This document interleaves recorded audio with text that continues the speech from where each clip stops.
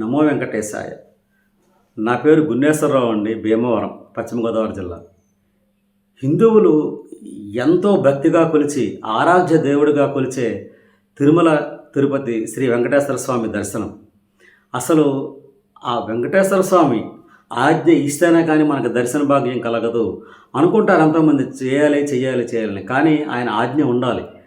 అది ఆజ్ఞ కోసం ఎన్నో సంవత్సరాలు వేచి చూస్తూ ఆ దర్శన భాగ్యం ఎన్నో వేల కిలోమీటర్ల నుంచి వచ్చి ఆ దర్శన భాగ్యం చేసుకుని, అలాగే ఇంకొకటి, అక్కడ క్యూ లైన్లో ఎన్నో గంటలు వెచ్చించి కాలినడకన వెళ్ళి దర్శన భాగ్యం చేసుకోవడం ఒక ఎత్తు అయితే,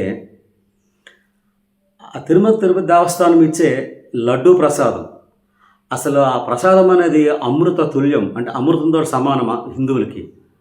అలాంటి ప్రసాదం గత ప్రభుత్వ కాలంలో 20 కోట్ల మందికి కల్తీ నెయ్యితో తయారు చేసిన ప్రసాదం ఇచ్చారని నిన్న టీవీలో చూశాను నేను. ఇది ఎంత దుర్మార్గం ఉండేది.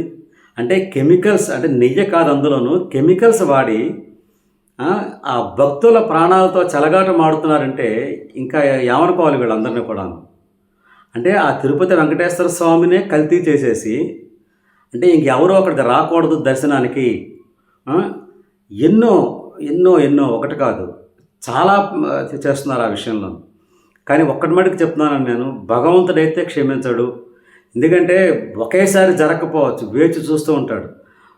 ఈ మహాభారతంలో ఉంటాడు, కంసుడికి 100 తప్పులు చేస్తే కనుక మరణశిక్ష అని కృష్ణుడు చెప్తాడు. అలాగేంటంటే ఆ దేవదేవుడు వెంకటేశ్వర స్వామి చూస్తూ ఉంటాడు, ఎవరిని క్షమించడు. ఎవరైతే తప్పు చేశారో వాళ్ళని ఖచ్చితంగా శిక్షిస్తాడు. No doubt about it. అసలు ఆ దేవుడితోటి పరాచకాలు ఏంటండి, ఆ దేవుడితోటి కుట్రలు కుతంత్రాలు ఏమిటి, నాకు అది ఆశ్చర్యంగా ఉంది నాకు. అంటే హిందువుల మనోభావం దెబ్బతీయాలి, సనాతన ధర్మాన్ని దెబ్బతీయాలని ముఖ్య ఉద్దేశం. ఒక్కటి చెప్తున్నాను నేను, ఈ భారతదేశం అవనండి, రాష్ట్రం అవనండి, సనాతన ధర్మం పాటిస్తున్నారు కాబట్టే, ఎంతో వేలాది మంది భక్తులు సనాతన ధర్మం పాటిస్తున్నారు కాబట్టే ఇంకా ఈ రోజుని సస్యశ్యామలంగా ఉంది. ఎన్నో ఒడిదుడుకులు, ఎన్నో తుఫాన్లు ఎన్నో వచ్చినా కూడా నిలబడిందంటే కారణం సనాతన ధర్మం, హిందూ ధర్మం. అలాంటి హిందూ ధర్మాన్ని తునాతునకలు చేయడానికి కక్షపూరితంగా ప్రయత్నాలు చేసే మటుకి ఈ వెంకటేశ్వర స్వామి అయితే క్షమించడు, అందులో డౌట్ లేదు. మీరు చేసేది మహాపాపం, మామూలు పాపం కాదు. భక్తులతో ఆడుకుంటున్నారు మీరు.